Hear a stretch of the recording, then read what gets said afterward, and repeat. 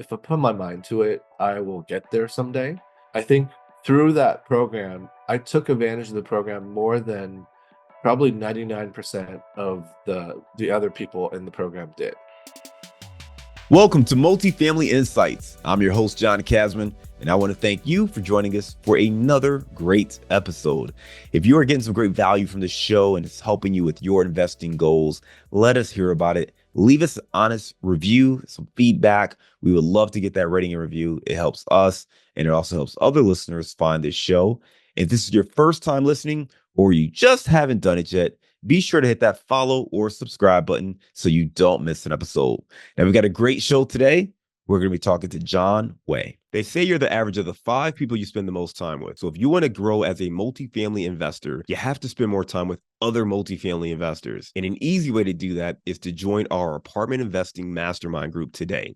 Just go to casmancapital.com and click on the mastermind button. Now, as a part of this group, you'll get access to expert trainings, group coaching calls, industry news and updates, as well as all of our webinars and workshops, including our 3-hour workshop on raising capital. Again, if you want to be around other multifamily investors that can help you scale your portfolio today and grow your network, make sure you're a part of the Apartment Investing Mastermind. Just go to casmancapital.com and click on the Mastermind button today. John Way began his career in finance, honing his skills at major institutions before transitioning into real estate investment, where he found his true passion. Now, he has a sharp eye for potential and deep understanding of market dynamics. He specializes in identifying and revitalizing underperforming properties. Now, his firm is Astute Equity, where he partners with others to invest in these turnaround projects. Let's welcome to the show, John Way. Hello, John. How are you? I'm excellent, excellent. Great to meet you and talk to you today. I went over your bio at a very, very high level. Why don't you take 2 minutes and fill in some of those gaps? Yeah, definitely. Astute Equity Holdings was founded in 2019, and essentially, what we do is focus on multifamily investing, primarily for now. Um, and Astute Equity is really twofold. I think serves our investors and clients in 2 ways. One way is essentially helping investors invest into multifamily projects where they wouldn't have access to otherwise, and with cash flow as well as growth over the long term. And also, Astute Equity exists for education purposes. So, we teach investors both as an investor and or as a aspiring general partner, how multifamily is done, everything from A to Z, um, to how to become a better investor, and as well as how to become uh, a good operator.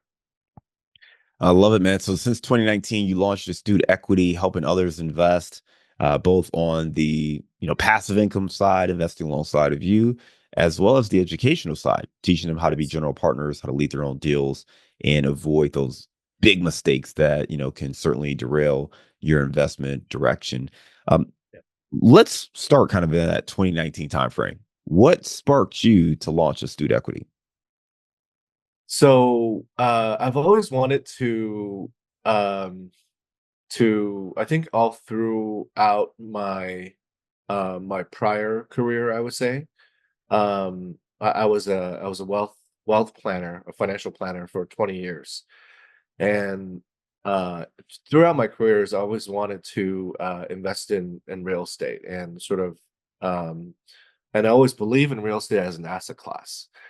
Now, it wasn't until 2015 and 16 that I got into real estate myself, in terms of investing by myself out of state. Um, as you know, I live in Northern California, so the Northern California market is way super pricey in terms of uh, whether it's single family or any kind of type of real estate, really. And so for me, I wanted to get into something that I can get more bang out of my buck, if you will. And I was a big, proponent. Actually, I was a big follower of bigger pockets back then for years. And 2015, 16, I finally decided to essentially pull the trigger, jump in myself as an investor. At that time, I didn't really have any investors, that would follow me or invest with me. So I wanted to really learn from scratch and really learn from doing it, getting my feet wet. And I jumped into investing in Atlanta, Georgia, after a lot of research and data analysis. I sort of just jumped in and bought my first. Um, Actually, it was a duplex, but I sort of turned it into a student housing complex. Um, and through bigger pockets, I learned that the more doors you have, the more exponential growth and cash flow you can get from a property. So and I have a whole story to share on that property itself. But essentially, long story short, uh, I bought in a C minus D plus area, super high cash flow potential, and I turned a property. I bought the property for 500,000, um, and the property was ran as a halfway house. And so what I did was I renovated the place, turned it into a student housing because the location was right in the middle of four colleges. And I just had an idea in my mind that I wanted to turn that into a student housing complex. So renovated it, bought it, renovated it, subsectioned it into a student housing house. Turned, I think, from 6 units to 14 units in that duplex, and just subsection, different rooms, and created two additional common spaces. So basically, I rented it out to 14 students. And at the end of the day, went from 4,800 in cash flow to 9,700 in cash flow when I sold it, and made double my money during a 2.5 year period. And that was my first taste of multifamily, if you will, um, from a duplex. And so when I took my proceeds and my earnings and my principal in 2019, and I said, okay, Atlanta, Georgia is way too far for me. And there's no direct flight from San Francisco. So I wanted to invest in a market that's closer to me. Um, and also I want to go bigger because I felt like 14 units was just too hard to manage myself, and I couldn't find good representation for me out there. um and so I decided on Dallas, Texas, through further research on different types of markets. And once I decided on the DFW, I said, okay, um, I need to get myself to a position where I can be first call to the broker. I need to elevate myself in terms of positioning because I was a newbie back then, essentially. Um, and so getting into the true multifamily world, I needed more position, like better positioning and better connections. And so at that time, I joined a multifamily program down there, essentially a coaching program, mentorship program, to kind of get myself in the room with people that knew what they were doing already, and also that had all the connections that I wanted in one centralized location. Yeah, John, let me jump in real quick because I Yeah, want to get back to that. I think that's yeah, phenomenal. But you just gave some really great information of that Atlanta deal, and I want to make sure our listeners picked up on it. So, yeah, yeah, first of all, you're out in Northern California. You yeah, realize that, hey, stuff here is super expensive. I need yeah, better cash flow. Can't invest in my backyard. I'm going to look elsewhere. did a Yeah. bunch of research, spent a lot of time on Bigger Pockets, came Yeah. across Atlanta. You mentioned you found a duplex that was being run as a halfway house, but you Yes. had the vision to convert it to student housing. Quick Yes. little question. How did you know it would work for student housing? I mean, was that something you saw in the numbers and just the location or proximity to the universities? Is this something where maybe the listing agent kind of said, hey, this would be great? Like, I'm just curious from a vision standpoint, how did you realize that, hey, this would actually be a really nice conversion? Yeah. The area, even though it was a C plus, C minus D plus area, it was a gentrifying area. And there was another complex down the street, probably about 4 or 5 blocks away, that was fully renovated, and sizing was about the same. And it was like it had about 12 units in there. Hmm. That was ran as a student housing Did you have house. that vision then when you acquired it, or was that something that as you took over ownership, you realized was another opportunity or an alternative? No, I had that vision when I bought it. And Yeah. actually, when I bought it, it was the property. It was it was on LoopNet for about 9 months. Wow. Wow. um, and yeah, it was the craziest thing. I mean, my broker didn't even like I actually found the property on LoopNet, and I told my broker to go and check it out. And it wasn't it was yeah it was it was a great buy at the end of the day, but yeah, it just doesn't, I think yeah, it was kind of, I got lucky, I guess. Well, one thing that jumps out to me though is that I mean, yes, there's always a little bit of luck involved, but the insight for me is you can create opportunities when you see something that others miss. Yeah. And a lot of that is through repositioning. So when you Yeah. find a property that's a duplex, it's a halfway house, it's whatever, Yeah. most people underwrite it with the assumption of doing the same thing.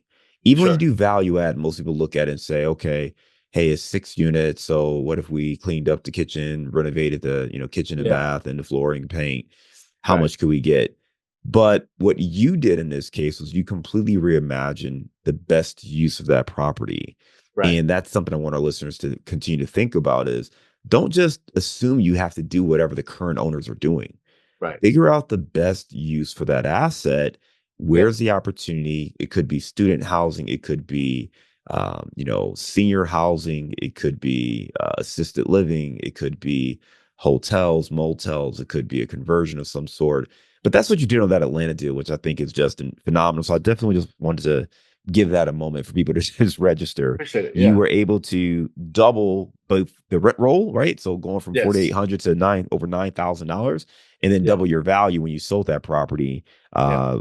So you were able to create a lot of value. Then you said that once you sold that, while that worked really well for you, Yeah. it's hard to get to it, no direct flights. You really wanted to scale in more of a, traditional multifamily environment. You did more Yeah. research, you landed on Dallas, you got involved with this mentorship program.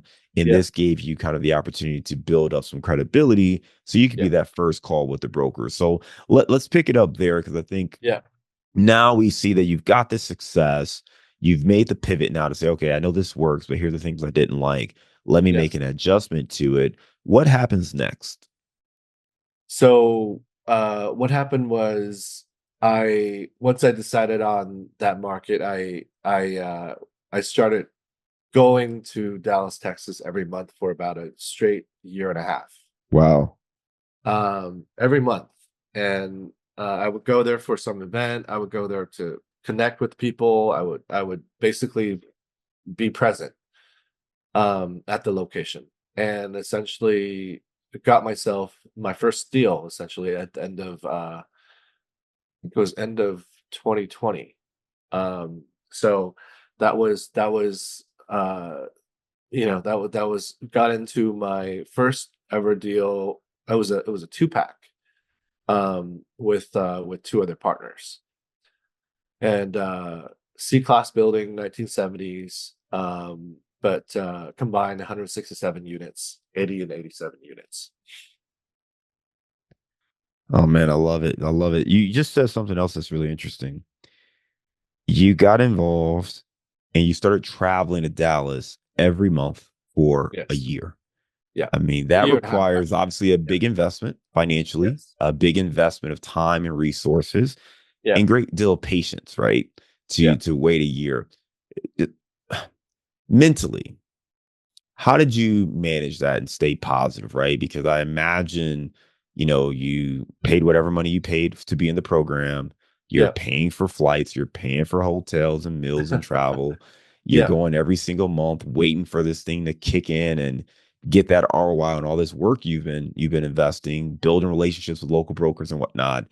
And, I imagine 6 months in, you probably start to get a little, antsy and the anxiety maybe is kicking in. But how did you kind of just, stay mentally tough and focused and be patient while putting in the work? Yeah. Great question. Thank you. So I saw the people that I was associating with on a monthly basis. They were successful multifamily operators or even builders of multifamily. So and they all share their experience and what they've been through. So in my head, I always believe that if I put myself if I put my mind to it, I will get there someday. Um, and I think through that program, I took advantage of the program more than probably 99% of the other people in the program did. Besides the being present there every month, I actually I had a coach, I had a phone call with my coach every single week, underwriting deals, looking at deals, like learning about how to look at things, so I really kept myself like in the education piece for consistently for a long time, and always being proactive and learning and being proactive in because and I told my coach, I said, um, I want to get a deal within a year, and I was able to do that um, because of what I did, I think. I always knew that I will get a deal. It's just a matter of time. So, the and that was my first one. So that and the first one that they say is the hardest one, and I think it is. And after this first one, it just kind of rolls. John, I love that, man. You talked about the consistency, and what you said there was you probably took advantage of the program more than 99% of the other people. And that Yeah, is critical. And this isn't some, you know, challenging puzzle you've got to solve. You were consistent. You talked to your coach weekly. You continued to underwrite deals. You were present. You got on that plane. You invested your time. You invested your money. yeah, So many people are one, not willing to make that initial commitment. right. And then second, even if they make that initial commitment, they're not all in. They're Yeah, not doing the things, they're not showing up. And yeah, then you're not getting the value that you wanted. And it's not necessarily on the coach or the program, whatever. Sometimes you got to look in the mirror, yeah, like the yeah, resources are there, but you've yeah, got to put in the work. You were able to do that. And I wrote down what I kind of just jotted as 3 P's, right? You were proactive, you yeah, were persistent, but you were yeah, also patient. You were yeah, patient with the results, but you were very proactive in your measures. You were getting in front of people. You were analyzing those deals. You were persistently, making offers, I'm sure, and continue to underwrite. But you're also yeah, patient, knowing that it's going to come. I yeah, can't put this imaginary time frame and say, "Hey, I'm going to have a deal in 3 months or 4 months right, or 6 months." right. The world doesn't work that way, right? Yeah, So mhm, you've got to continue to take the steps, be on the path, get feedback, know that you're doing the right steps. But if you are on the right path, now you have to just be patient with the results, but continue to put in that work. So I love that you shared that, and that was your story on getting to that first deal. Where's the portfolio today, right? Because that was 2020. We're obviously 4 years removed from there. Where's yeah. the portfolio today? Do you still only focus on Dallas, Texas, or do you focus on other markets? Yeah, definitely. Thank you for that question. So currently, or my team, we have a consistent team now. And right now, at the end of this year, we'll be at 800 units total. And I say 800 is actually we own, operate, That's our own operation. So not investing in other people's deals. So that's what, and we only operate out of Dallas. Actually, currently only operate out of Dallas proper. All right, there we go. That's where you're at today. So 800 units in Dallas that you own and operate, kind of lead operator on there. Uh, Yeah. you're still in North Cal, right? Yes, correct.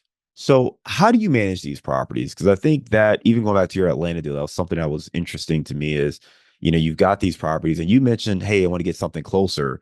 And for most people, something closer is like same time zone, right? So I was thinking maybe Arizona or Vegas, and you're like something closer, like Texas. I'm like, Yeah, it's not that much closer, is it? that's not really So, close, right? so how do you manage these properties that you're operating, given the fact that you are out in the Bay Area? Yeah, definitely. So in our deals, essentially we have a boots on the ground, and that's one of our primary partners that I partner up with to manage the assets. So we both jump on the weekly calls with our property management company for each property, and we sort of um, co-manage it, if you will, in terms of we look at the numbers, weekly numbers, KPIs, and making sure that we do what we need to do to get the property to whether it's a better occupancy level or solve certain issues or whatever it is. So making sure that we are both there on a weekly basis virtually, but also my boots on the ground partner, because he is in Dallas, Texas. He's able to visit the properties once every week or once every other week, so that there's some presence of ownership there, that's constantly there. And so that in that way, so far in terms of that arrangement, it works. In terms of just being um hands on, but not so hands on. Yeah. And do you work with third party management or are you vertically integrated? Right now we work with third party management. We are looking at vertically integrating potentially after this coming year. So after we get maybe about 1,500 units in our belts, so that we can vertically integrate. Yeah, and I love what you said, right? And to play back, you've got a partner who is boots on the ground, and that's so critical, right? Yes. It's so difficult to manage properties where everyone's remote. I've talked to a few folks who have been able to successfully do it, but Yeah. even those individuals are making more frequent trips to those markets to sit down with the team. And, if you have the right, systems and processes in place, it gets a little bit easier. But I Yeah. also think the asset class matters a little bit too. But the way you all Yes. are operating, you've got someone who's local, you're out there, you're both on the virtual weekly calls, and Yeah. then your partner, either every week or every other week, they're physically showing up on site at the property, walking it, sitting down with the on-site team, and just Right. kind of making note of any potential challenges or issues that may arise. Yeah. It's so important to stay on top of these properties and, It make is. sure you understand what's happening. And Yeah. the virtual calls are great. You Yeah. can decide or determine a lot of information from just the numbers, but Yeah. ultimately it is a people business.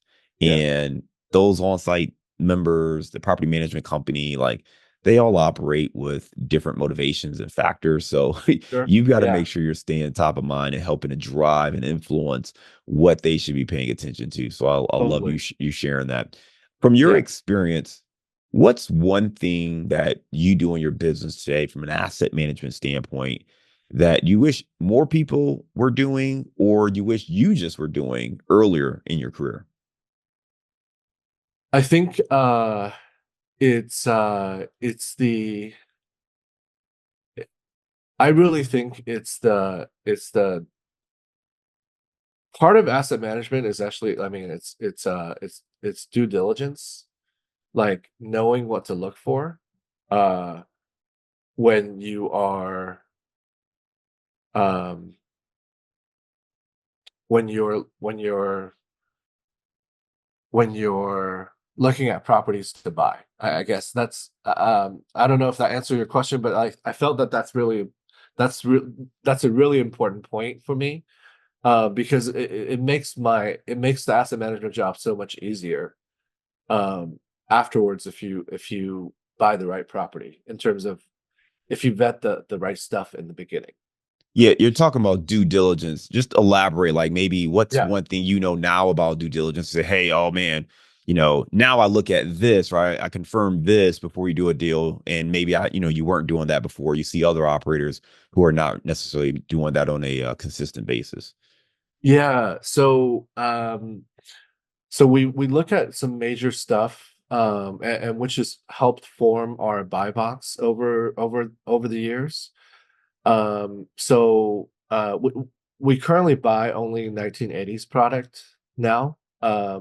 We might sway away from that if the location is right. But even then, we want essentially individual HVAC, individual water heaters. We check out the foundation issues on every single building that we buy. We check out electrical work to make sure that they're updated to current standards, and also water piping, sewer lines below the building. Um, Also, whether it's slab or the foundation work, what is it, piers and beams or slabs? All that stuff uh, is really important because it helps you build a business plan, a strong enough business plan so that you have the right amount of reserves in place, as well as you have the right amount of capex dollars in place to know exactly what you need to reserve money for. For example, like if you have a 1960s product, you're going to always have plumbing issues or piping issues on the like that's unavoidable. And so, how much are you going to reserve for that per door, like during your whole time? And then also, are the electrical work updated? Pigtail, are they copper updated? All that, and also foundation work, like is it slab? Is it piers and beam foundation? Is so all that stuff really matters to asset management like after you purchase. So if you actually really vet the stuff like beforehand, you'll have a really good grasp of how much you will be spending in asset management when you take over. So yeah, those are all the things that we make sure that we look at before we take over stuff. It sounds like this has evolved over time, right? I know you mentioned that one of the earlier deals was the 60s and Yeah. 70s assets. So it sounds like this has evolved based on your experience. And you've realized, hey, you Yes. know what? Some of these older properties, they tend to have piping issues and plumbing issues. And Yeah. maybe the electrical wasn't updated. And maybe you didn't Yeah. plan on updating all that stuff. And that was the same thing we learned, right? You hear people all the time say, oh, we buy 1980s and blah, blah, blah, blah, blah. But you don't know why, right? Yeah. And the Exactly. why is which is the important part. Right? Yeah. And the why is because these mechanicals, the infrastructure of the building, the older it is, and it's not just an age, it's not an arbitrary number, Sure. even though there Yeah. are a couple things that do matter based on age, Yes. but it's usually understanding, hey, what is the status of the key mechanicals, the HVAC, the plumbing, the electrical, roofs are roofs, Groups. Yeah. but understanding those things because you may have to come in and account for that. As a Yeah. quick little aside, we bought a 28 unit building here in Cincinnati. It was built in 1910. Yeah. And, we kind of run our numbers to renovate it and fix up the kitchens and baths and flooring and Yeah. paint and all that kind of stuff. Yeah. And when we got into it, I couldn't tell you how often I got a call that one of our plumbing stacks was leaking and we had to replace it at these Yeah. old cast iron plumbing stacks built in Yes. 1910. And I'm Yeah. like, you got to be kidding me. I feel like every month you're calling me. Yeah. It's only Yeah. 28 units. I feel like Yeah. every month you're calling me about a plumbing stack issue. And it really was for a period there. And these are just the things you learn, over Yes. time and with experience. So the more we obviously underwrite those things differently. Either we don't do it at all, or we Yeah. have a larger capex or reserve budget because we Exactly. know these are some of the challenges that you're going to deal with. So, really great insight. I hope that's very, very valuable for our listeners because you don't want to just slap numbers together and put it in a spreadsheet. You Yeah. really have to understand what is it going to take to properly manage this asset, to understand what kind of repairs are going to come up, to understand what the condition is of the infrastructure, how much life do you have left Exactly. on certain mechanicals and key components. Yeah. That's the key thing that you have to get right during due diligence, because Yes. once you close on the deal, it's yours with all Yeah. the problems that come with it. So, yeah, John, Yeah. great stuff, man. Love to hear a little bit more about your story. For folks who do want to learn more about you and Astute Equity, they can go to astuteequity.com. We're going to put a link to that in our show notes. Yeah. John, right now we're going to transition to our round of insights. Are you ready? Yeah. Sure. Sounds good. John, give me a failure or an apparent failure that set you up for later success. Uh, Failure or apparent failure? Probably that 14 unit property. That I think that was I failed a lot of times, even though I made a lot of money, but there was a lot of failure there. Yeah. That set me up Give, for success later. Yes. there you go. Give me a digital or mobile resource you recommend for our listeners. I'm not a big reader myself, but I do listen to a lot of podcasts and audiobooks. So let's say I think one of the books that I read very initially was the Best Ever Apartment book by Joe Fairless. That was my starting book ever, like ever about apartments. So I think that's a great book to for people that want to learn more about whether or not they want to get into apartments. I think that's probably a good book to read. I love it. I love it. That was actually the next question, is the book you've recommended the most in the Oh, last year. So the Best Ever Apartment Syndication Ever book by Joe yeah, Fairless, Theo Hicks. Very, good friends of the show here. So appreciate you yeah, sharing that. yeah. Give me a daily habit that helps you stay focused on your goals. Daily habit, I think it's working out for me because I feel like you even though I'm self-employed now, you go through the daily grind and everyone's working from home, and especially what I do, you sit in front of the computer all day. But I think you need to set aside time to for yourself, and I feel like for me, the working out on a daily basis is it helps to take your mind away from work and actually dedicate that time for yourself. So I think that'll help. At least that helps me meant to keep mentally sane. Give me your number one insight for managing properties from out of state. um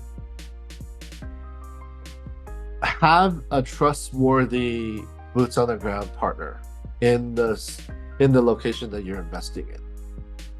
I love that. Love that. All right. Last question here. Give me your favorite place to grab a bite to eat. Apple fritter. So it's like a brunch and breakfast spot. Great. They have the authentic. They make their own like lattes, and they make their really good pastries, along with like all these creative and I would say weird breakfast menus or dishes. So it's really good though. Like every single dish is good. You can't go wrong. So yeah, go there quite often. It's not really like good for your health, but it's great for the mind and the There you stomach. go. There you go. Good for the soul, right? Good for the Yeah, soul. yeah, good for the Apple soul. fritter, That's it right. is. John, really appreciate, you sharing a little bit more about your story. What I took away from it was, one, you were in the finance world, advising other people, always interested in real estate, thought it was a great vehicle for investing, just didn't come across the right opportunity. You invested first and foremost on bigger pockets, learning about investing. From there, you got the confidence to go out to Atlanta and buy that duplex, converted from a halfway house, turned into a 14-bed student housing property, made a Yeah, lot of money, made some mistakes along the way as well, and said, yeah, you know what? I want to get more into multifamily since this worked well. I need to get something that's closer, or at least a direct flight, Yeah. and I need more education. So you Yeah. got into that coaching program, you got a mentor, you learned how to underwrite, you were consistent. More importantly, you were persistent, you were proactive, and you were patient. Yeah. After a year traveling to Dallas every single month, making these connections and networking with people, you finally got that first deal, and you've been off to the races since then. So just love hearing kind of your story and sharing a little bit more even on the asset management, how you manage these deals, having the boots on the ground. And I Yeah. think it's really both inspirational, but also informative for our listeners to understand that, hey, there is a proven pathway to see success here. You've got to make sure that you're willing to put in the work. It's not magic, right? It's not Right. sign up, push a button, and you magically get all these properties. You got to Yeah. put in the work, but the more you're willing to work, the more resources are available to help you. Again, if folks want to learn more about you or your firm, they can go to astuteequity.com. John, I Yeah. want to thank you again for being a great guest and coming on Multifamily Insights. We look Thank you, forward to John. staying in touch with you, and I hope you have a great day.